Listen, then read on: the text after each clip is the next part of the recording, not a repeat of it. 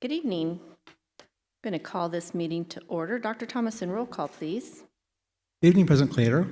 Please let the record show that we have all 5 board members present tonight.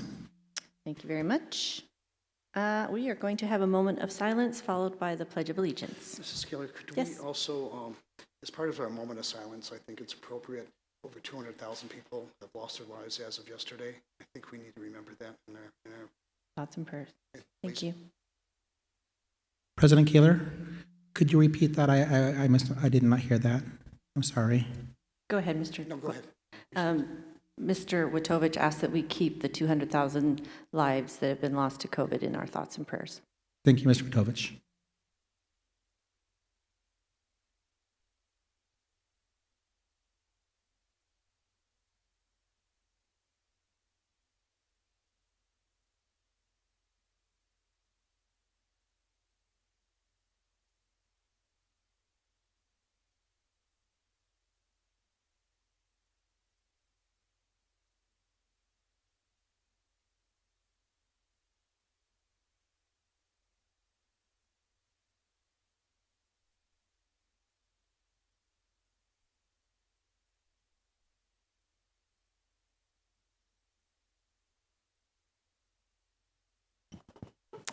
All right. I move that we approve the agenda. Second. Any questions or concerns? All those in favor? Aye. Aye. Motion carries 5-0. Superintendent's report. Dr. Foley. President Kaler, members of the board, we'd like to share that this next coming week we begin our fall break. We have 2-week fall break, and following we have 2 governing board meetings in the month of October. Thank you so much. Board comments. I have a couple. First of all, I just want to again congratulate our Mrs. Broadley at Centennial. Yesterday, many of us from the district were able to go and celebrate her Maricopa of the Year Principal Award, and I guess that was last year. Just took us a while to celebrate, but it was truly so spirited in that gym. I'm thankful to all her staff that makes her shine so bright. So congratulations again to her. Also, I am going to have a little rant. I am very upset over some of the things I've heard about our students this last week, and I just want to remind anybody listening, our parents, our students, our staff, our coaches, if you don't feel well, please stay home. If you're being tested for COVID, please stay home until you get that test result. And if you've been exposed to anybody that is tested positive, please stay home. And we just need to work together on this. I'm very I'm moved that we are going to all work together moving forward, and I want to keep this momentum of us working forward together, but we must do it together. And so I'm asking the community to please help us in this area of staying home when you need to. So that's my rant for 2020. I'm sure there'll be more, but that's for tonight. And Darlene, Mrs. Reach, no requests to speak? All right, we're going to move on to consent. I move that we approve consent agenda items 6.1 to 6.7. Any questions or concerns? All right, all those in favor? Aye. Aye. Motion carries 5-0. We are booking tonight. We're already to 7.1. And Mr. Gadd, I'm going to call on you for a presentation of the year 2020 annual financial report. President Kaler, members of the board, we're delighted to have Mr. Gadd here tonight. This is his day 4 of working with us, so he's relatively new to our team, but he will be providing the annual AFR update tonight. Thank you for 4 days of hard work putting this together for us. Thank you, Dr. Foley, Madam President, members of the board. You have in front of you an approval request for an annualized report required by statute, called the annual financial report. It is a chore sometimes to try to decipher and read what this is trying to tell you. Again, it's in a state format that we're obligated to use. But we've attempted to give you a little background at the same time that we are discussing the report. The PowerPoint that you see hopefully helps some of that along. And if I can make sure I know how to change the slide, may have to have my friend back here help me with that.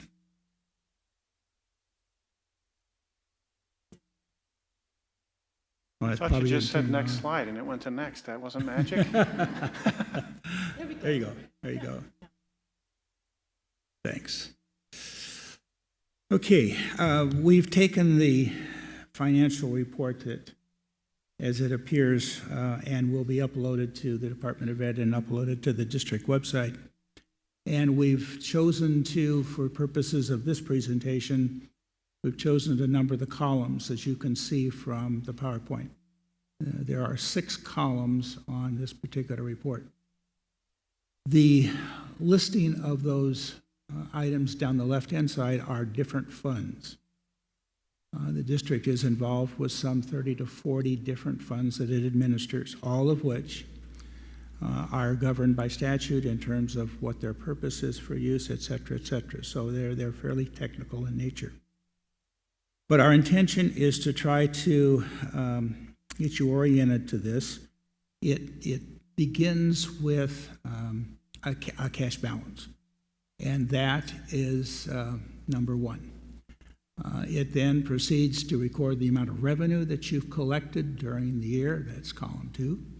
Column 3 would be any transfers in or out of that fund. Column 4 is the budget amount that was set by the board when they approved the adopted budget for last year, and the amount expended against that budget is indicated. The last column is a cash balance column. Yeah. The confusing part of the subject is there are some of these funds that are budget control funds, and there's some of these funds that are cash control funds.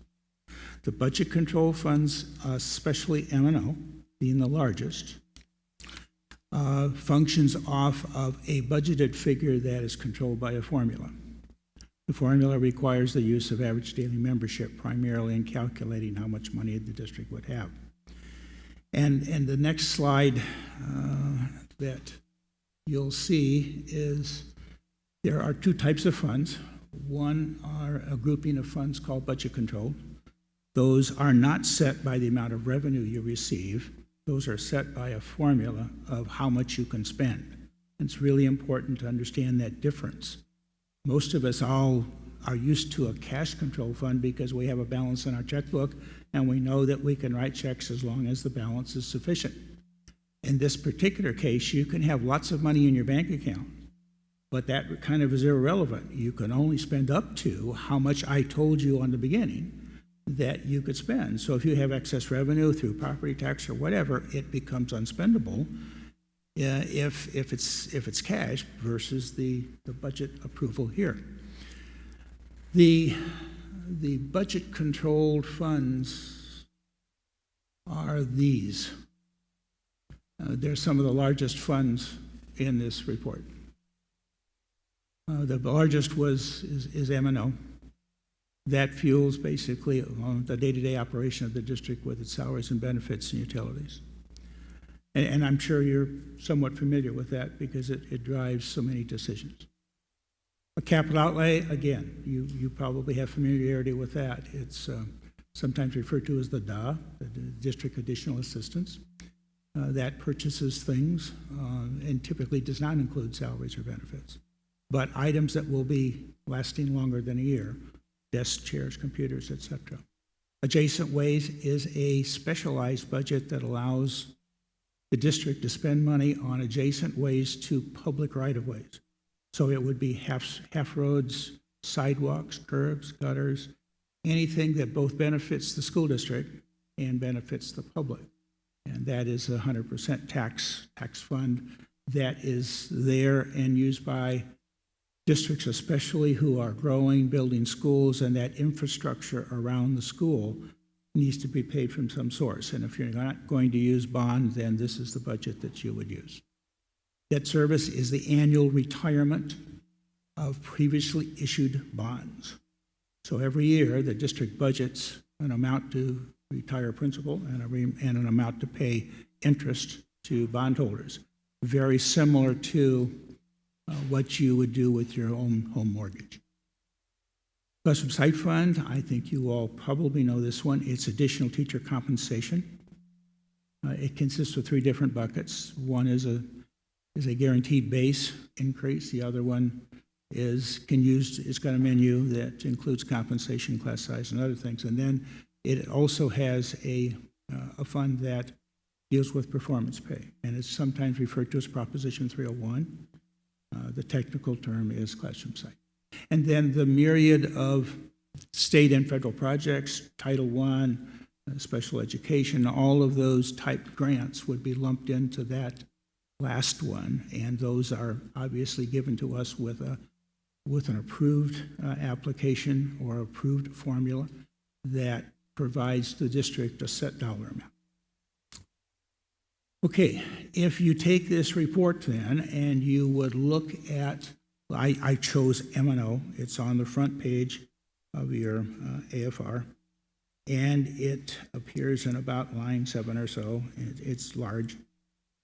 I took the budget amount, which appears in the 4th column, and I took the actual expenditures, which are in the 5th column, and subtracted the two, and the budget balance carry forward from last year is $8 million. So that monies then are carried over to the new fiscal year and provided for as an additional budget authority. Nothing to do with cash so far. We're strictly comparing how much was budgeted with how much we spent, and what we didn't spend this year, we're carrying it forward so that we have the opportunity to expend it the following year. People sometimes gauge that amount of balance relative to what percent of the budget remained. In this particular case, 9.4% was a carry forward. And so there's other discussions we'll have about how small or how large maybe that number should be targeted to, but that's probably for another time. The next slide is a cash control fund. So most of what's on this list are cash control funds after you pass those 6 or so that we bullet pointed earlier. I chose, in this particular case, well, before we get there, I took that same M&O budget, and in the far right-hand column on your AFR, there's a number that's $6 million. That's the amount of cash that fund has in it, had in it when it began the year, a little over a year ago.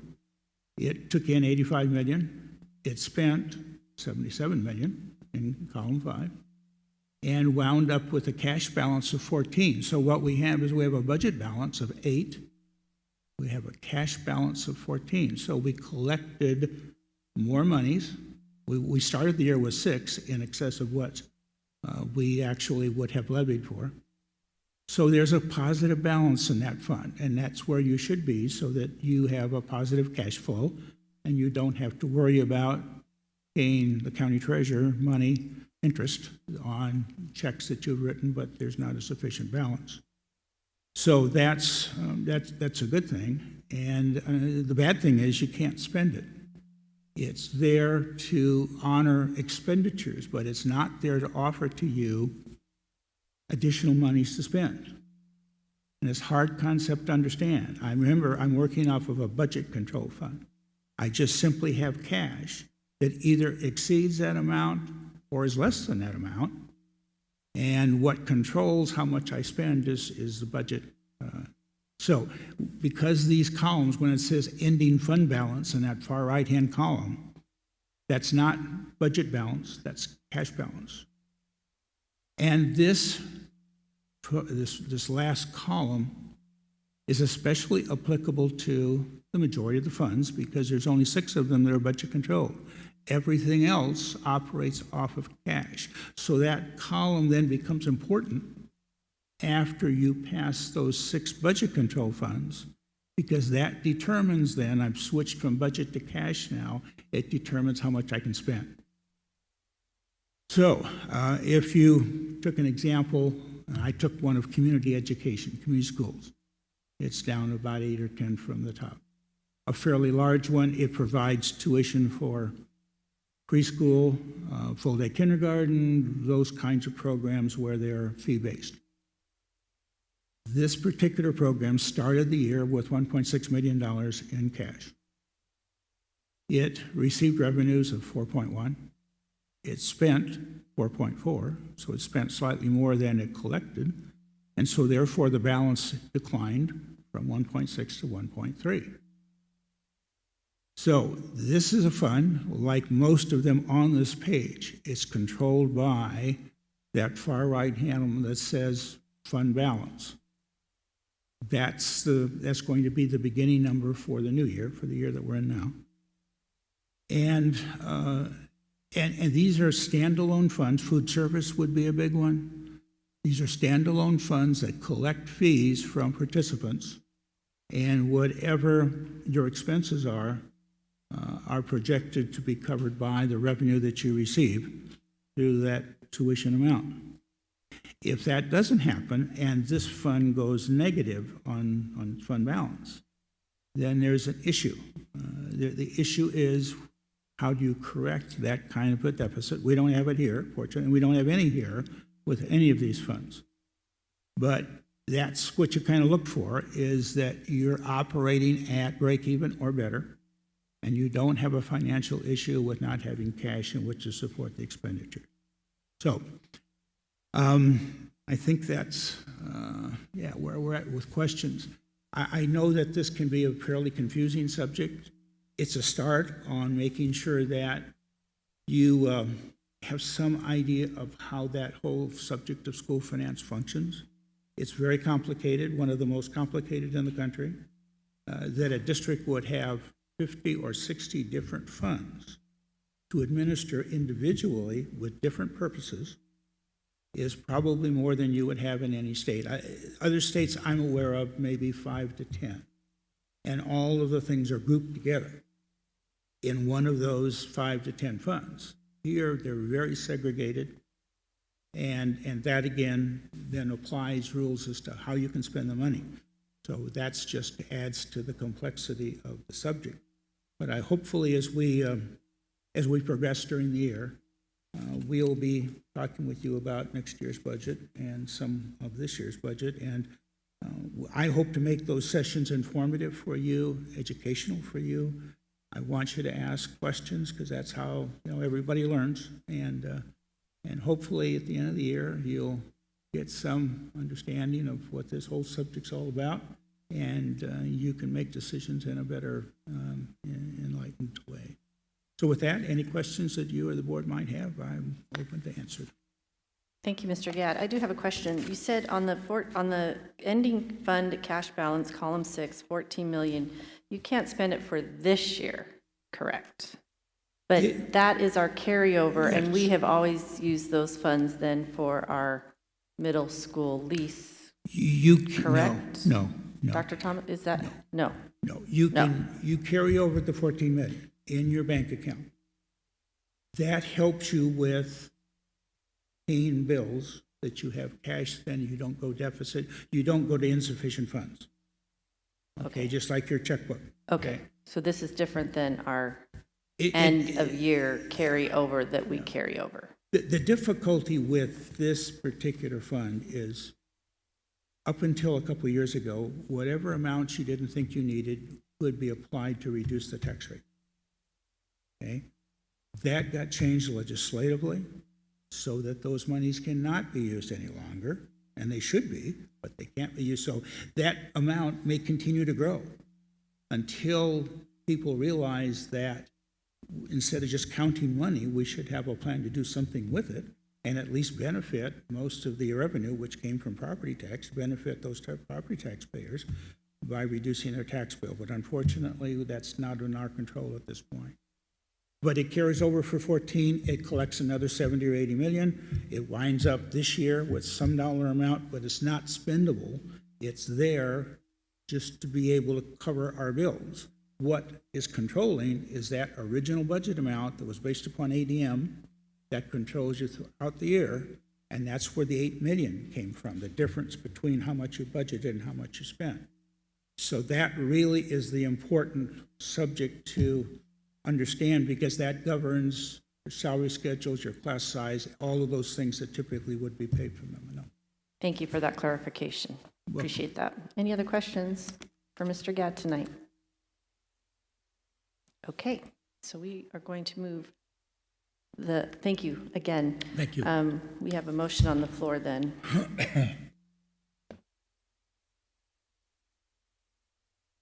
Can you slide that up? Thank you, Mr. Curtis. I move that the governing board, still not there. There it is. I move that the governing board accepts the annual financial report and authorizes its publication. Second. Any other questions or concerns? Mr. Gadd, do you foresee any changes coming to this between now and I know you've had like 4 days with this documents and all these finances. I just want to make sure that there's not going to be something that you foresee changing or? We don't see anything at this point. Okay. We've very been good. over it enough that I think we've taken care of whatever minor kinds of things might occur. Very good. Thank you, sir. We will need to be talking with you routinely about the status of this year's budget and even more importantly, next year's budget, because it's so affected by the economy. Right. So that's something that And we'll have a coming up. revised budget coming as well. Yeah, mid-year. Mhm. Yes. Yeah. Okay, very good. All those in favor? Aye. Aye. Did I hear everybody? Motion passes 5-0. Thank you. All right, next we are going to have a gifted and talented and HPAL update. President Kaler, members of the board, I am excited tonight to have Dr. Dodds do a beautiful presentation. We could not be more proud of the work that Dr. Dodds, Mrs. Richards, the administrators, our amazing gifted teachers and specialists have done. There's been a lot of work that happened this past year. And Dr. Dodds is going to do a nice presentation tonight to showcase the work and to highlight our programs that we're real proud of.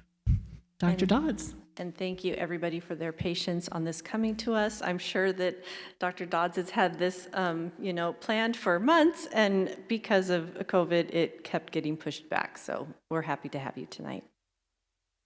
Good evening, President Kaler, members of the board, Dr. Thomason, Dr. Foley, and Cabinet. I am so proud to share with you tonight just the really exceptional work that our teachers, our site-based gifted coaches, and administrators have done for the past several years. Their commitment to our gifted and talented students is exceptional, and I think you'll see that tonight. I do want you to know that each of the slides, for the most part, has pictures in it, and I want you to know that the pictures I've included have been the gifted program over time to kind of show you the theory and practice. So these pictures were mainly taken pre-COVID, so when you see our cute students and our happy teachers, they likely won't have a mask on. You'll see a few selfies. But other than that, just know that these pictures were all taken pre-COVID. So with that, maybe, Mr. Gadd, we both have problems with the clicker. There we go. All right. I want to show you this picture of a virtual small group classroom instruction. Believe it or not, our gifted coach is sitting in the middle of that small group. She looks like one of our students. And I show you this not to just show you a Microsoft Teams lecture-style room, but instead to help you think about what we think about all the time, and that is who is sitting in our classrooms. So when you go visit classrooms, do you wonder who is in the room? Because we wonder, do we have the next screenwriter sitting in our classroom? Do we have the next scientific innovator or astronaut sitting in our classroom?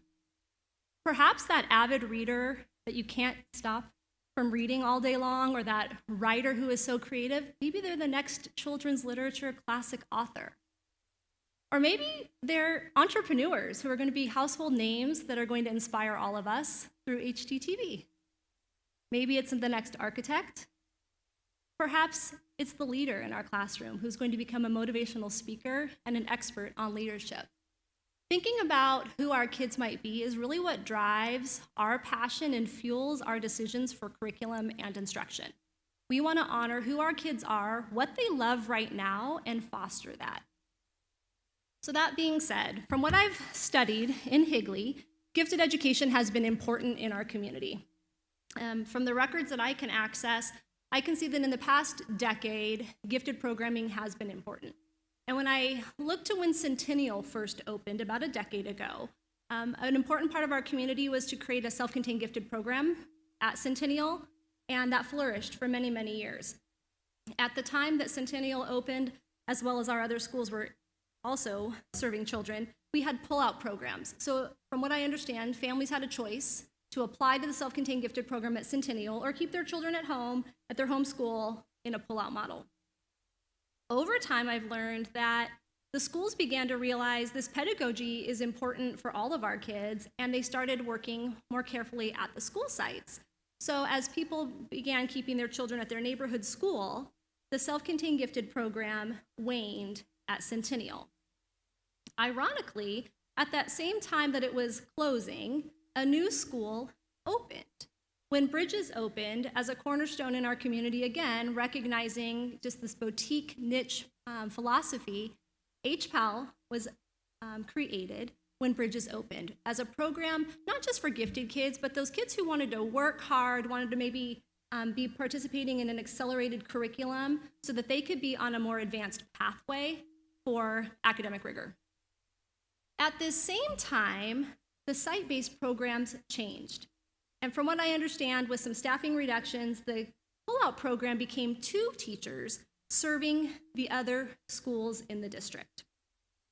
Well, that lasted for a short period of time because then we hit the gas pedal and we realized we need more people on our campuses.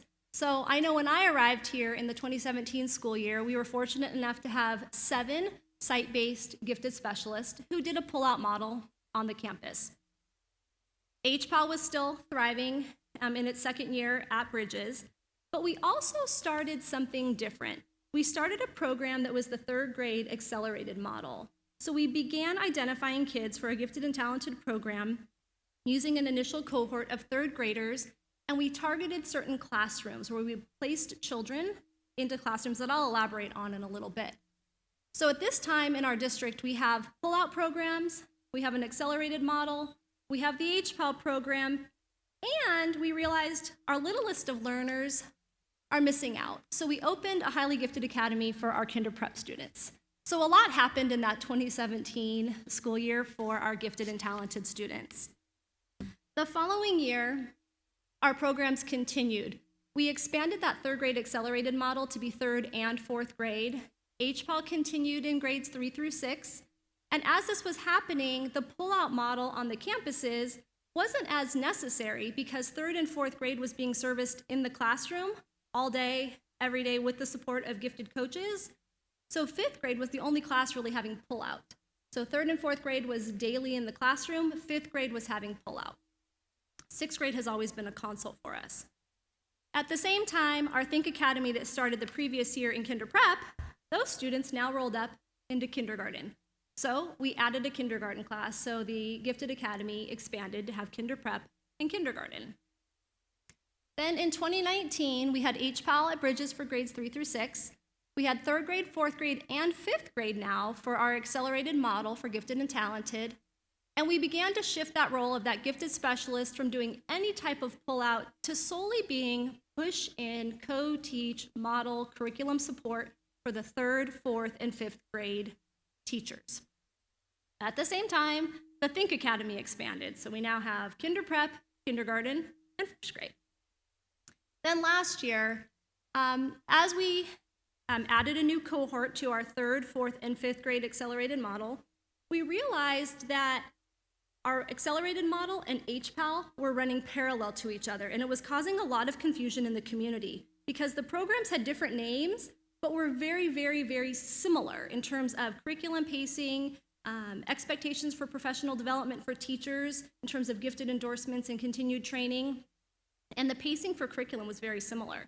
So Mr. Bickle, Mrs. Richards, and I started having conversations about what could we do to help alleviate the confusion in our community, and we realized it would be important for us to kind of rebrand, kind of close down the store and reopen with a new name, and we brought the teams together and we decided to call it GATE, Gifted and Talented Education, and that's what we now have. So we have for 3rd, 4th, 5th, and now 6th grade on all of our campuses a GATE program. And we also have expanded our Think Academy to include kinder prep, kindergarten, 1st grade, and 2nd grade. So these initial cohorts have really been a driving force for us to expand the program within our district.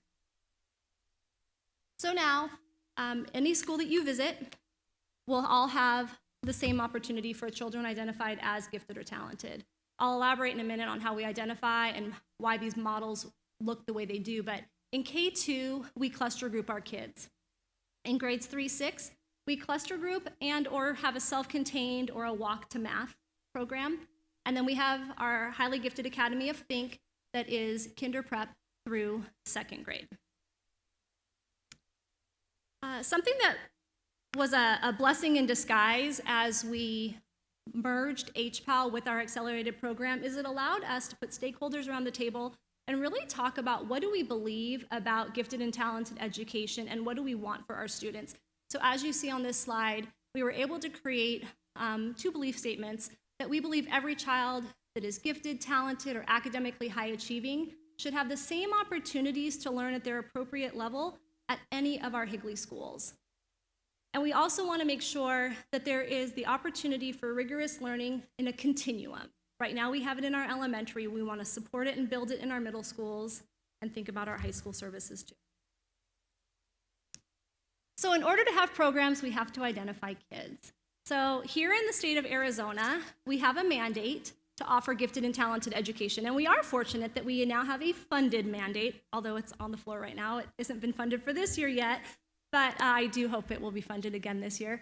So our mandate includes a few things, that we must offer services for gifted kids, and we must utilize some form of assessment to identify kids as gifted or talented. So very common in the Valley is an assessment called the COGAT. It's a cognitive abilities test. It is group administered. In K1, we give the COGAT. We also give the COGAT in grades 2-6, but in grades 2-6, we also utilize a SiteBased and a Renzulli scale for gifted characteristics. And then in our highly gifted academy, we use intelligence testing, IQ test called the WIPSI. It's the preschool version of a WISC. We also use the COGAT with Renzulli scales, as well as an alternative assessment that was birthed out of the pandemic and school being closed.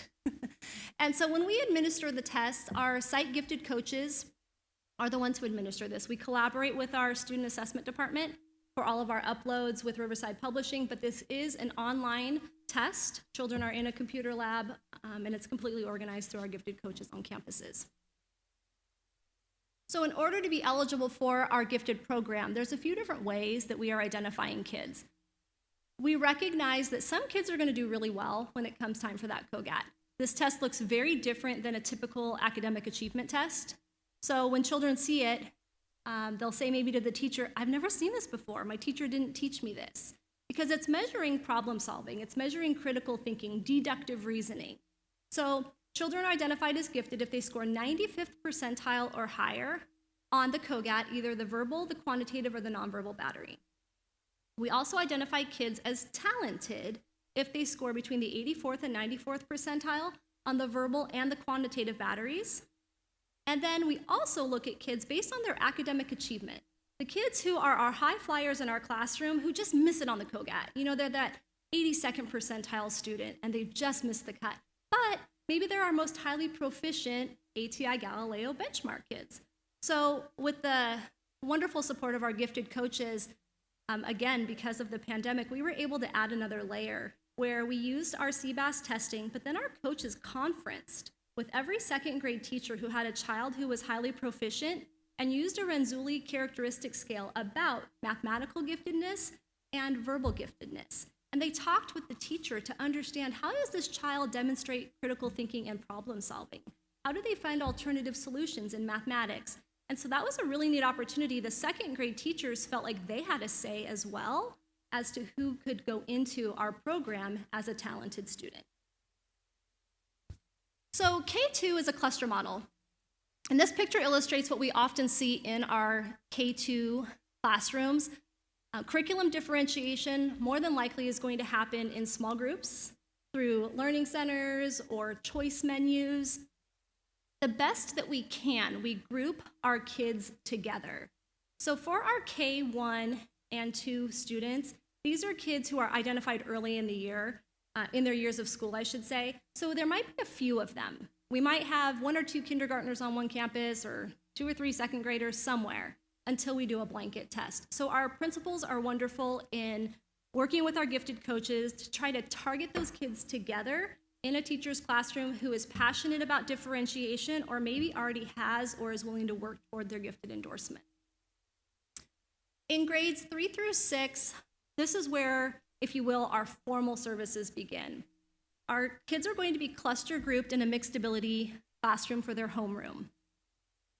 Depending on if they are quantitatively gifted or not, they may walk to math with a designated teacher who is gifted endorsed or is working toward their gifted endorsement, and this becomes more of a self-contained, homogeneous grouping of gifted and talented kids who are mathematically identified based on the COGAT or that CBAS. Regardless if it is the cluster or the self-contained, there are some important components to our curriculum. We believe greatly in curriculum compacting. We recognize that our gifted kids and our talented kids are going to learn at a more rapid rate. So they don't need maybe the 5 to 7 repetitions that a typical child needs, they need 1 to 2. So as a teacher, the pace for instruction can go quicker so we can compact and teach more standards. We also are very fortunate to have created curriculum maps for our GATE teachers to use for math and English language arts, and I'll highlight those in a minute. As I mentioned, we have teachers teaching in our classrooms who are either gifted endorsed or they are working toward their gifted endorsement, and then daily they have their gifted coach support. I do want to draw your attention to the picture. So when I look at this picture, it's an example to me of how a teacher has thought about her curriculum a little bit differently. So on the whiteboard, I see that she has some icons. You see a flower, and you see a mouth, and you see a circle, a triangle, and a square. These are parts of differentiation known as the prompts of depth and complexity. So we can use these iconic prompts as a way to extend the thinking of children with critical reasoning. So in this classroom, the teacher wants the students to be thinking about the topic, noting details. They want them to look at specific vocabulary for the discipline, and then they want to look across disciplines. On the very bottom, there's 3 pictures of little people. So this teacher is going to ask the students to be thinking about the skeletal system, not just from the point of view of a biologist, but from an astronomer and also an archaeologist. So instead of just looking at bones for the sake of knowing the skeletal system, they're going to maybe pretend to be someone else, and how would that expert view the skeletal system? Okay? So while we work really hard to group our children, we recognize that the grouping alone isn't the answer. It's what we do for our kids. So for us, we want to be sure that we work real hard every single day to foster that love for learning that our gifted kids have. Believe it or not, gifted kids don't always love school, but they really love to learn. So it's our job to figure out what makes them tick and how can we make our curriculum relevant to them. So we want to make sure that everything we do is based on their readiness as well as their interest to the best that we can. And to do this, we utilize a variety of resources. I was mentioning to Dr. Foley that it would be so perfect if we just had a textbook that we could just open up and it would be perfect for all of our children. Especially for our gifted kids, we can't just open up our textbook and teach from page 1 to page 50. So we need to utilize a variety of curricular resources to ensure we are maximizing the learning for our kids. We work real hard in our program to develop who we call scholars. We want our students to recognize that they are scholars, but we also want them to recognize these behaviors in other people. So we want them to realize that when they come to the classroom, they might know a lot, but we try to teach them academic humility. So we have an icon that is a glass that's half full to help them realize there's still more to learn. Or maybe that perfectionistic gifted child is really afraid to take a risk. We work to help the child learn how to take an academic risk. So these are some of our scholarly behaviors. Utilizing those prompts of depth and complexity that I brought to your attention a minute ago, these do help us with critical thinking and creative thinking. They allow us to differentiate our content really easily in the classroom. So it's not always evident to the parent volunteer who might be in the room. It might not be evident to you when you walk in a room, but a teacher is able to very purposefully assign different prompts to children to push their thinking in ways that are just right for them. So this picture here is a first grade math class, and they're learning about money. And I know when I learned about money, I learned about a nickel and a quarter, and I got to make different combinations of money. This teacher is saying, yep, mathematicians learn about money, but so do historians.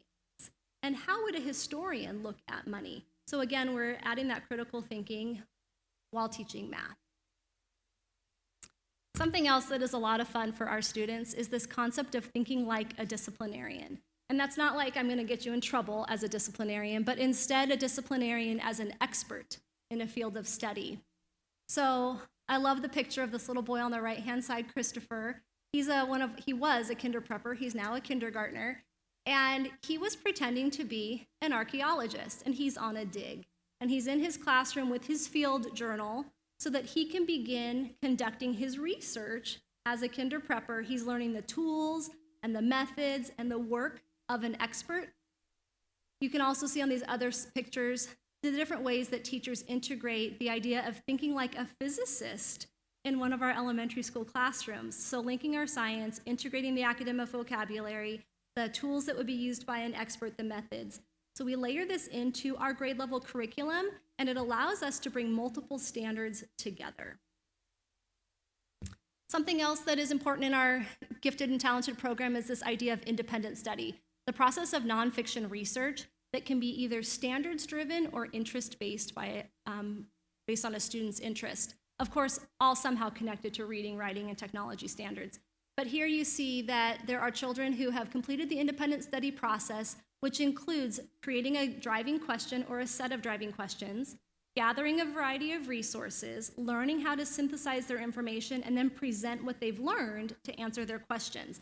Something that I love about independent study when I get to go to schools and they have showcases is the pride that the kids have. So they sometimes dress up.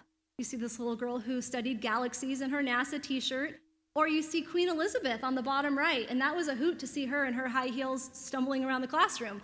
And so she was so proud, though, to be Queen Elizabeth and teach all about Queen Elizabeth. We utilize technology and high interest, like Bruno Mars, through a computer presentation. And on the top, you can certainly see that guy was excited about Tesla.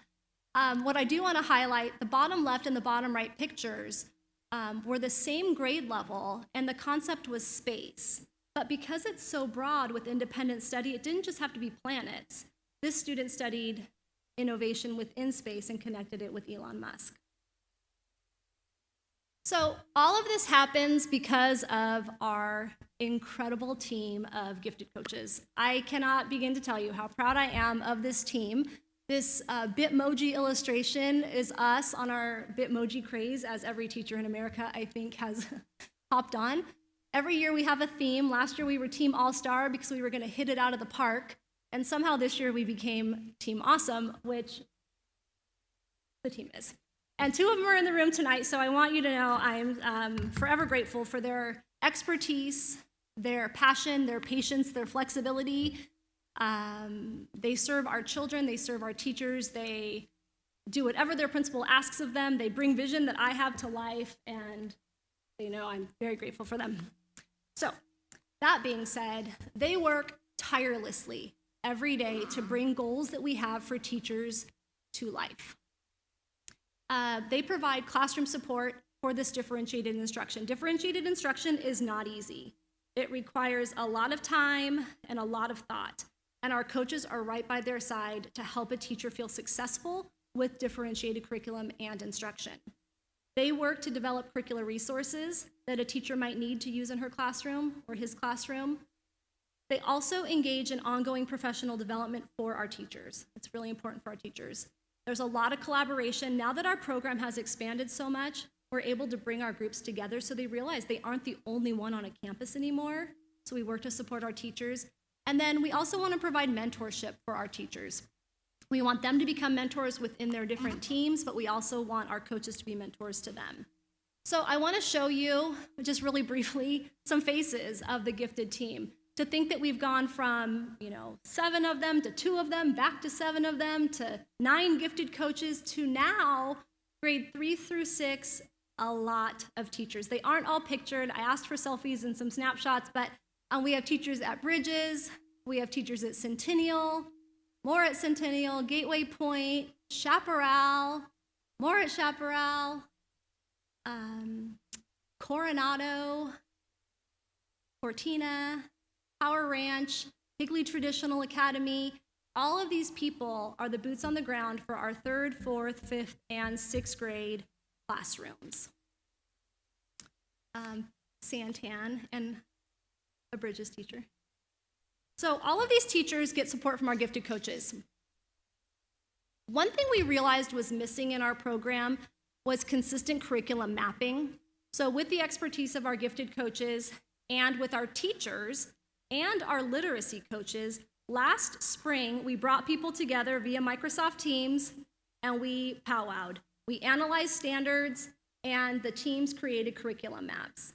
Something that I'm proud of is that the teams were so thoughtful in looking at 3rd grade standards, for example, 4th grade standards that complement the 3rd grade standards, but because of school closure, they also thought about the previous year standards.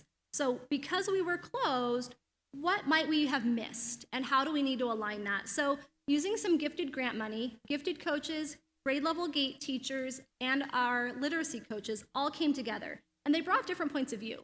The classroom teachers brought the point of view of the teacher doing the teaching. The lit coach is our literacy expert, and our gifted coach understands what can we do for gifted kids. So working together, they've created unit maps for our Houghton Mifflin Harcourt based on standards, as well as pulling in additional resources.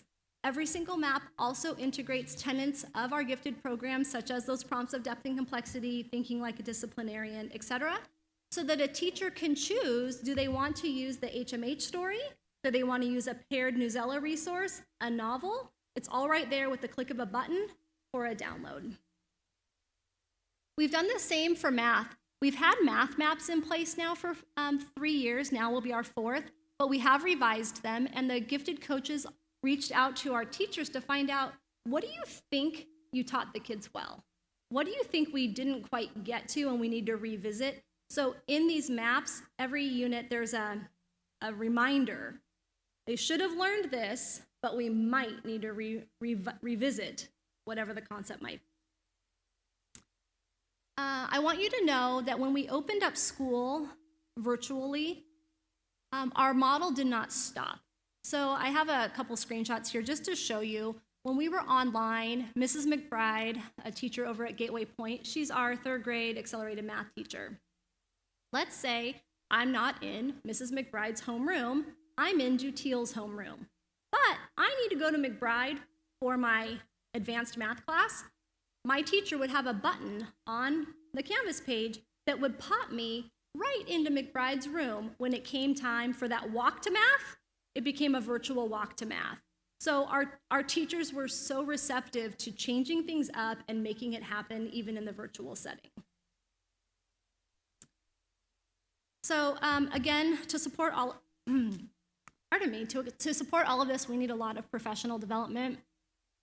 We have a gifted endorsement program. We have early release Wednesdays, daily site-based coaching. We take advantage of every free webinar or podcast that we can get our hands on, and we participate in conferences either in person or virtually. So gifted endorsement in the state of Arizona, you can earn it a few different ways, but the way that we support our teachers in earning it for 0 financial cost, it's just a lot of man-hour time cost, is 135 hours of verified in-service training and 3 years of teaching where you have gifted kids in your classroom. In our district, we do this as a 2-year cohort commitment. So our teachers meet with me every other month from 3:30 to 5:30 or 3:30 to 6:30, depending on the class. And then they implement what they learn in theory into practice into their classroom. Over the past 3 years, we've had 85 participants. The teachers who have completed their coursework have earned a provisional and then they earn their full by doing their extra hours through a myriad of ways. And so this illustration in the background is Jessica D'Ambrosio. She's a teacher over at Hickley Traditional Academy who came through gifted endorsement, and it kind of set her on fire again with teaching. And I chose this picture because Jessica's actually teaching our principals about differentiation. And we visited her classroom to highlight what Jessica was doing to differentiate in her mixed ability classroom. Early Release Wednesdays, this was actually the brainchild of Dr. T. We were trying to offer training after school, and we weren't getting the participation that we really wanted. So he said, why are you offering it after school? Let's integrate it into our Early Release Wednesday. So 2 years ago, we started offering the third Wednesday of the month, where our gifted coaches meet with the grade level teachers, and we, based on what their needs are, offer professional development. It's designed to support all of our goals we have, but it also provides an opportunity for that collaboration I mentioned, so they aren't that only person teaching third grade gifted kids math or reading a certain novel in an English language arts class. As I also mentioned before, site-based coaching happens daily. So Carla and Cindy, who are here today, or any of the other coaches who are streaming online, they are in classrooms every day. They are either co-teaching or modeling something for a teacher.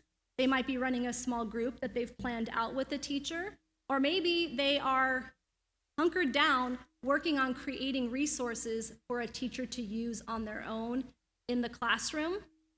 They offer enrichment for kids, especially now that we've gone online. They're adding buttons onto the online teachers' classrooms for enrichment. So if a child is gifted but has stayed home for whatever reason may be, they can have online resources for enrichment, just as they would if they were on ground.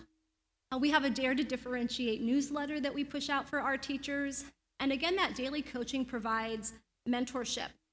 I added a screenshot of a classroom, Tanya Waddell over at Cortina. The white circle you see has a star. And those little Bitmojis are Marie Simodio and Tanya Waddell. And that is a button that the GATE kids can click on for small group instruction 9:30 to 10:15 that is a co-teach online between Mrs. Simodio and Mrs. Waddell for GATE math. So again, I just want to highlight that children can be online, and we're still doing our best to differentiate and provide that appropriate instruction for them. Conferences. I am so honored to have a team that wants to learn, wants to attend conferences, is willing to give up weekends to learn out of state, in state. So 2 years ago, I was asked to present at a state conference about our early childhood program, because it's kind of rare to have a K-2 program. And I said, I'm happy to present, but I need my teacher to be with me. Can I do a co-presentation? So they said, absolutely. So the bottom left picture shows me with Heather Brown when we presented about the Think Academy. Well, what was super neat was the next year, Heather Brown said, I want to present on my own. So she wrote her own proposal, and she got accepted, and she presented at the California Association for the Gifted Conference to talk about how do we balance differentiation with the social emotional needs of young children. So I'm very proud of Heather for doing that. On the top left shows a team that we were able to take to a conference, and then we've done some virtual conferences where we've hunkered down in a conference room here at the district office. We've masked up, and we've learned together, taking advantage of that. And a wonderful consequence of these opportunities is a lot of team building. You know, the relationships are so important in our classrooms as they are among our team. And by trusting each other, we're all willing to really kind of put ourselves out there and take those risks to try new things for our classrooms. So the last thing I want to tell you a little bit about is our Think Academy. We opened this in 2017. It was the idea to begin a kinder prep program to capture those really bright kids at the very beginning of their school career. And Patty Gleason, Susie Marcosi, and I started in with a book study. We analyzed quality first expectations, Patty's early childhood goals, and gifted program goals, and we read a book about early childhood gifted education. And every chapter, we used a graphic organizer to see how do these things all align? Does it align with the Reggio Emilio philosophy? You know, what are the mixes? And that led to a wonderful first year. As we knew that first year would roll up to kindergarten, we went over to Bridges, we met with Mr. Bickle, and we identified Heather Brown as our new kindergarten teacher, and we sat down in a room with our gifted coach as well, and we created that belief statement and figured out what could we put on paper that we could put in a classroom. So as a consequence, we wanted to really provide that personalized learning for these exceptionally bright kids, IQ 130 or higher. I think we have kids ranging from a 130 to a 145 in our highly gifted academy. With that, we knew we needed to do a lot of conceptual exploration, that these kids would be really interested in unusual things that might not just be aligned to the grade level standards. And we felt that a STEAM focus would be appropriate for very much a project-based learning for these kids. So as I mentioned, we use an IQ test, the WIPSI, to identify kids, IQ 130 or higher. We also utilize the COGAT, 97th percentile across the board or higher. We've added that so that when we now have kids coming into us for second grade, they don't have to have an IQ test. We can use something from our district. And then this school year, when we were closed, we created an alternative assessment to try to identify kids based on their creativity, their unusual ways of thinking and learning and communicating. As we created our highly gifted academy, that first year we realized a lot of really bright kids together in a classroom means there's going to be some social challenges. And so we responded to that very quickly. We were fortunate enough to use some gifted grant money, and we purchased a social emotional curriculum, We Thinkers. Over time, we've added to our social emotional curriculum, as we are doing on all of our schools, and we use gifted grant money to buy all sorts of children's literature so that we can help teach the behaviors we'd like to see, help a child develop the behaviors, but not by pointing out in them, but instead relating it maybe to characters. We have puppets. We have all sorts of fun tools that are age appropriate for kids. We also have created individualized learning plans. So this continued from preschool, where they have portfolios, but these are a little bit more specific. We write them for an English language arts goal, a math goal, and a social emotional goal. We align them with the Renzulli scales, and we conference with families in the Think Academy 4 times per year. And we are constantly in communication as well, but the 4 targeted ILP conferences have been really helpful in a partnership between the parent and the teacher. So our Think team, starting on the right, is a picture of Anna Stoll. I was sad when the computer cut out the picture, but she's there with a puppet, Cosmo, who visits her kinder prep classroom often. In the middle, we have Alyssa Turner and Heather Brown, who are our kinder and first grade teachers. And then we have Emily Buzzard, who Sherry and I had an opportunity to meet last fall, and she was going to be moving here, and she mentioned that she had experience with gifted kids.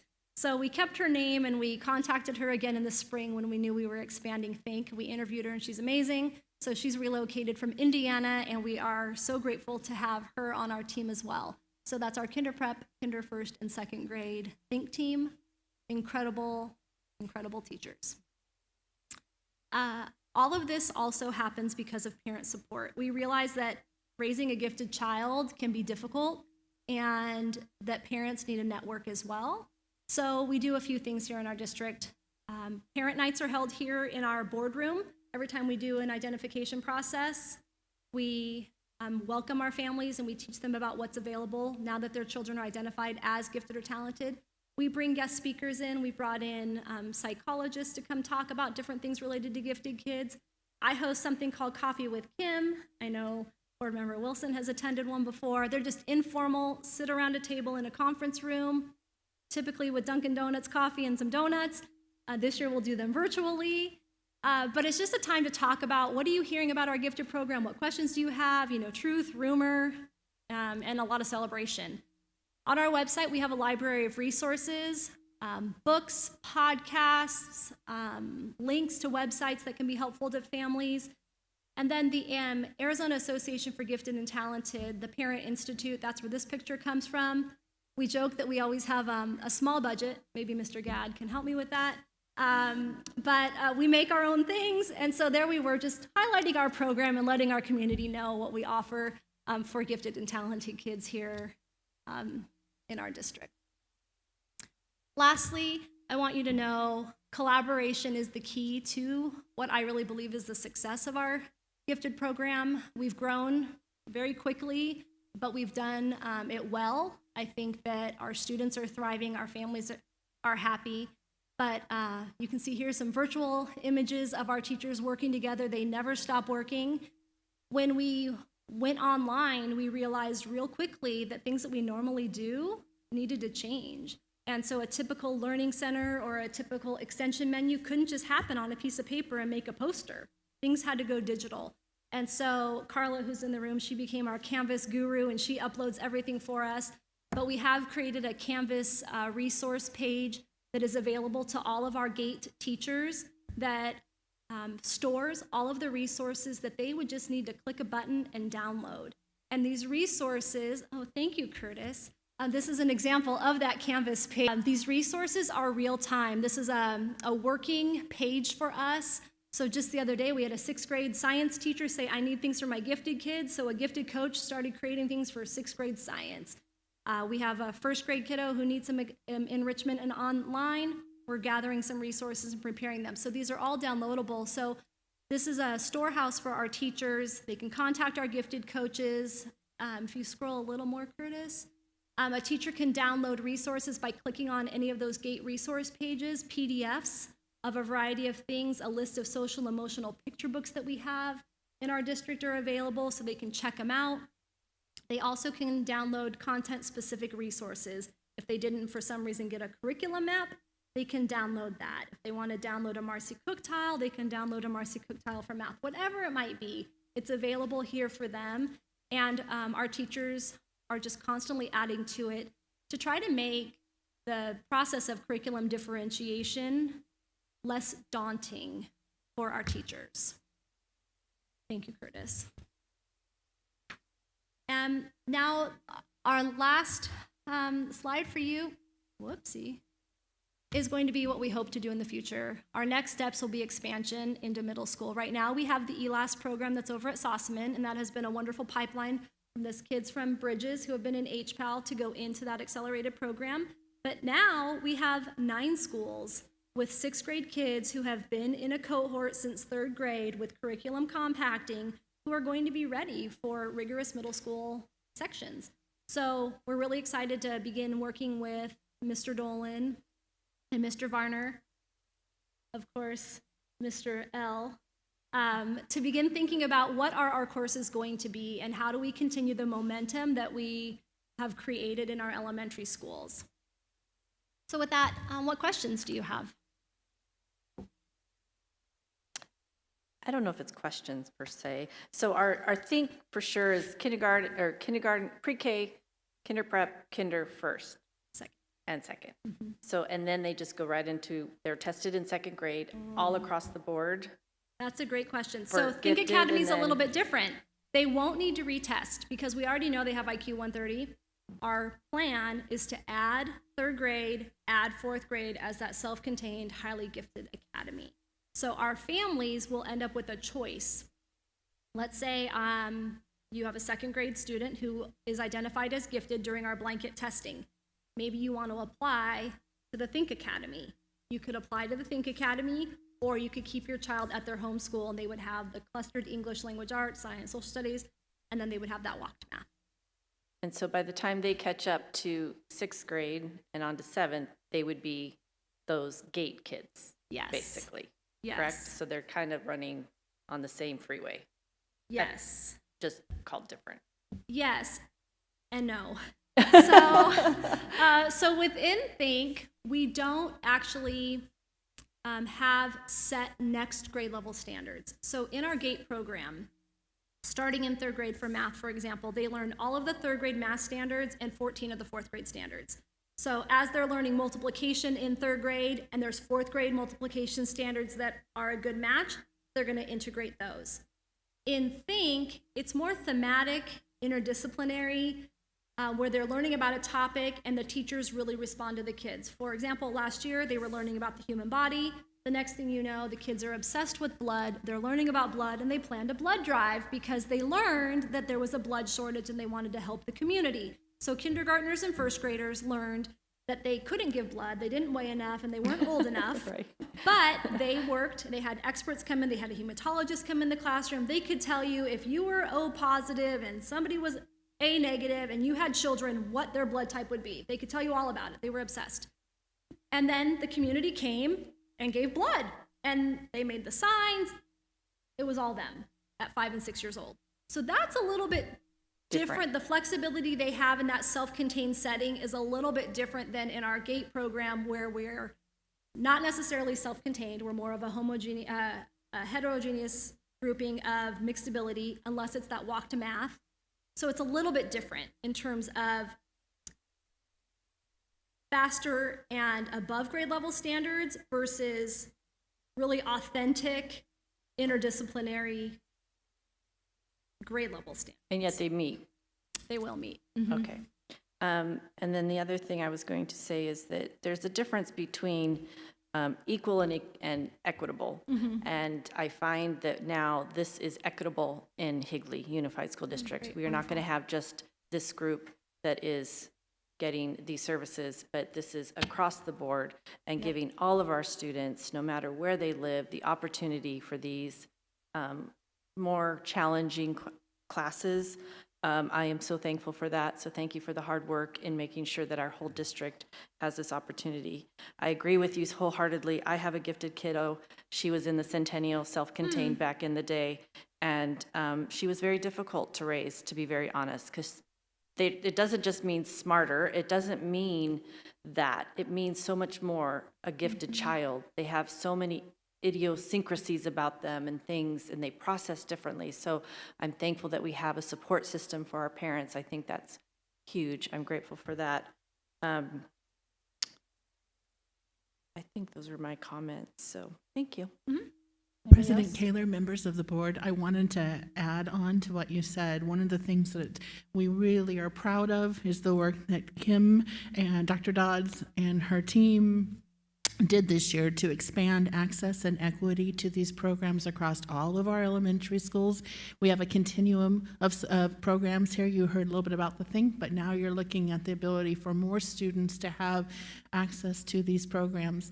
I think the other thing that you also heard and that we're really proud of, and we need to highlight, the work that Dr. Dodds has done with her gifted coaches in professional development for our teachers and inspiring those to continue their gifted endorsement and learn about differentiation is so powerful and impacts all of our students. And so that work there, and you heard about also, another highlight is the work that happened and evolved even in the middle of COVID.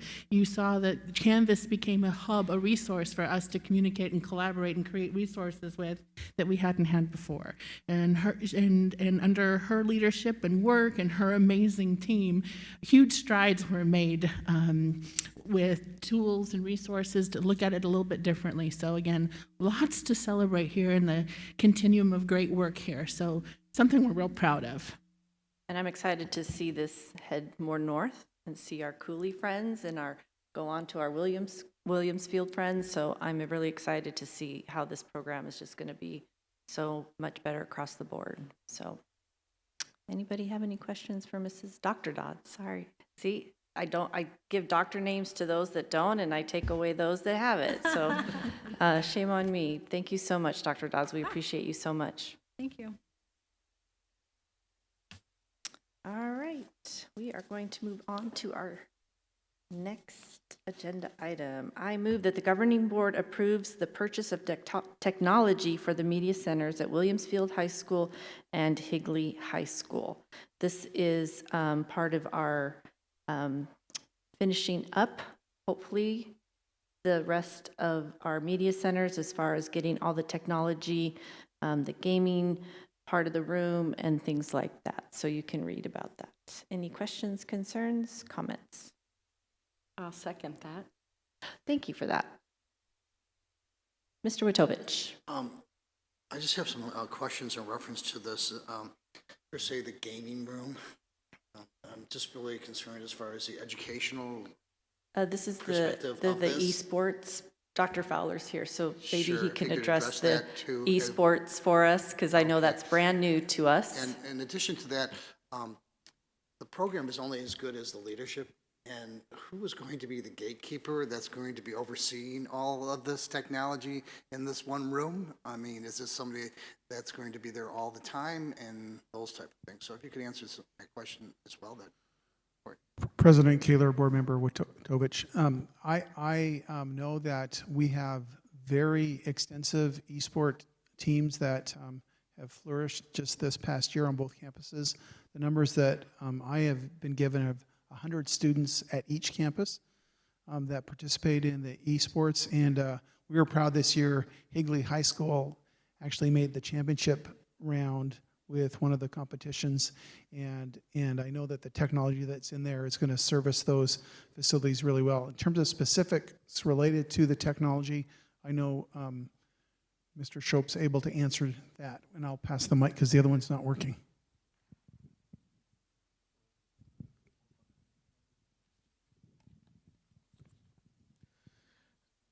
President Kaler, the technology in there, it's gaming computers that they're using as esports. And so from the AI, they're playing Clash of Clans and League of Legends against other high schools at other districts. Sorry, Rocket League. What did I say? Oh, sorry. I take it you're a really gamer, right? I wish I had time for that. I don't have time for that anymore. So yeah, they play against other high schools at other districts. So that was...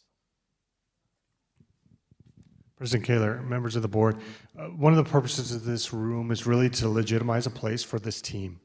Okay, and I think it's a stretch for us. We have a basketball team who competes in a gym, right? We have the football team that's on a field. We now have this esports team led by the esports clubs that are on our campuses. There's very high interest in this. The teams are already set.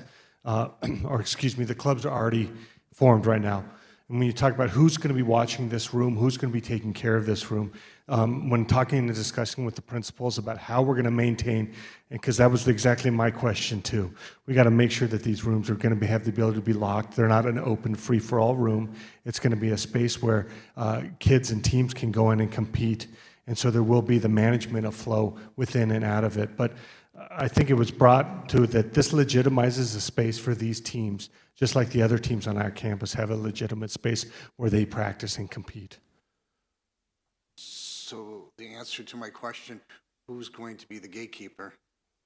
So in terms of safety and security within the media centers is coming from the security team that's going to be in the media centers, including our media specialists, as well as then the coaches and the sponsors when we're having the practices after school. These are the specific for the gaming room looking at it. So the gatekeeper and that security piece is already built in place, staffing it with the members that are already on campus.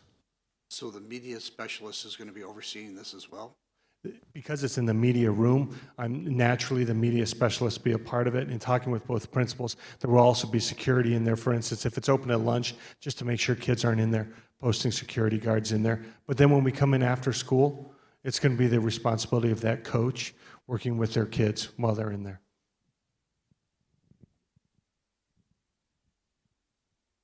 President Kaler. Dr. Fowler, I got to go back to my question. Now we have more for our new media centers. Do we have a total cost on the whole revision of our media centers? Yes, and I can put that in the superintendent's report and bring that, but this was the price just on the technology. The other numbers were ones that we had previously added. I can total those up for you. Because I believe this is the third cost, if I'm not mistaken. The first one was the construction. We were asked to approve an additional cost a month or two ago. Here's another additional cost. So we still don't have a total cost of a project that was approved through multiple additions. So if we can make sure we get that total cost. President Kaler, Board Member Reese, yes, I will have that for you. Include the construction, the furniture, and then now the technology. Those three together would be the total. And do we have a date that this will actually be open to our students? Yes, we're delayed with COVID with some of our furniture. I'm going to bring a report back in October, I believe the 21st board meeting, and so we're looking at that date. We have some of the furniture installed, but we're waiting for the remainder, which we should have mid-October, as well as the technology that, if approved tonight, would order tomorrow, that takes about 6 weeks to arrive. Okay, thank you. Any other questions? All those in favor? Aye. Those opposed? Nay. Motion carries 4-1. So this is going to wrap up our board meeting this evening. Any other future items? We still have a athletic handbook coming, media center update from Dr. Fowler in October, end of October. Then we start our textbook adoption process. We're going to have a course guide coming up in November. You can see a couple more things still headed our way. Some of those might be into the spring. Anything else you'd like to bring forward tonight? Mr. I know Witovich. I mentioned before, we talked about be kind and things like that, and I was really disturbed by your discussion under board comments. My concern was that how important it is that we need to have a Be Kind program in this school district, because from what I'm hearing from you, Mrs. Kaler, I'm quite appalled about the self-centered behavior, that some people are sick, and I'm looking at this, and it's just like common sense as an adult. Maybe it's my generation common sense, but I'm seeing people that like, if a child has a peanut allergy in a classroom, these people are sending their children to school with a peanut butter sandwich. Okay, so our school district has to take the leadership parent role here, and I see this so much more important. I'm ashamed of these people for their behavior. And I hope our district is addressing these people and stepping up to the plate and showing that there are consequences for this type of behavior. But it just shows me the need for, I know the community, it's 99.9, it's wonderful people here, but it's just that 1% that we need to really take it address and really encourage this, be kind to each other and respect each other and be thoughtful of each other. So just had to continue my rant with that. Thank you, Mr. Witovich. President Kaler, before you. Yes, Mr. Glover. If I know I'm probably out of order, so you all can stop me, but board comments, you kind of moved on. I just wanted to piggyback on something you said, if that's okay. And it is, you mentioned about testing and people going to get tested that feel like they were exposed or are showing symptoms. But I would just like to say to the community, you don't have to wait. You know, sometimes by the time you're showing symptoms, it's too late. And not too late, but I mean, it would have been better if you'd done it before. So I think I said it at the last meeting, you know, they're still open 24 hours a day. You know, I think your teachers, your employees would feel a lot better if they knew that X number of % of people in this community got tested. So it's free, it's easy. I don't think I mentioned that. I didn't even have to get out of my car. It didn't hurt at all. And so I would encourage that as well. And I don't know if it's a future thing, but it seems like these COVID data dashboards are starting to spread beyond Chandler. So perhaps that's something we talk about, or it comes up, or we can talk later. But the community, I think, is interested in that, as am I. Yes, Mr. Glover and both Mr. Witovich reached out to me this week with our Gilbert and Chandler friends making a dashboard for each. So I guess that would be something that Cabinet can definitely chat about. And that was brought to her attention as well this week. Mr. Glover, on the testing, didn't you say you went to Chandler Gilbert Community College just down the street? I did. They're open 24 hours a day. And it's free. And if you have insurance, they'll bill your insurance. But if you have a copay or anything, you won't see anything. If you don't have it, they'll take you. So it's easy. Is that on our website? Can we add it to our COVID website? That link would be wonderful, I think. Okay, so with that, we are going to move into, I move that we move into our executive session for discussion or consultation for legal advice with the Governor Board's attorney pursuant to ARS 38-431-03A3 and A4. Second. All those in favor? Aye. Aye. Motion carries, and we will return hopefully in just a few minutes.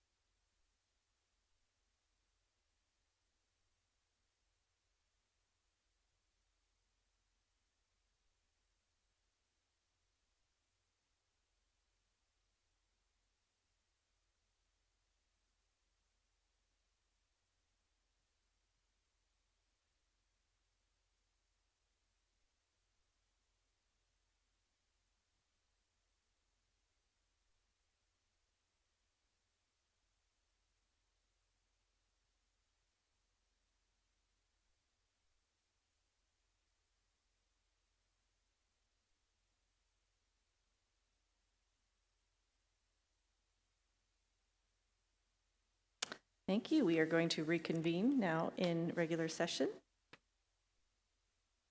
And I'm going to make a motion on 11.1.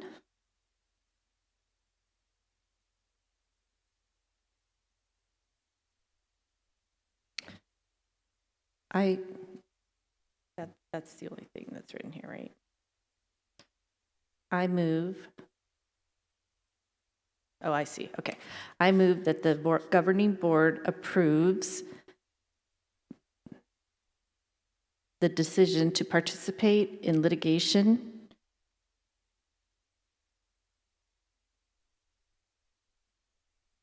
decision to approve legal counsel to represent Higley Unified School District in electronic cigarette vaping litigation with legal and with, I think I need to use the name, Wagstaff and Cartmel.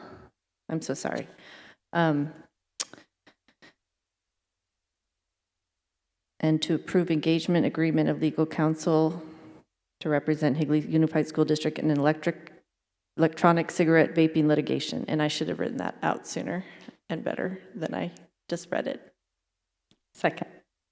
Any questions or comments?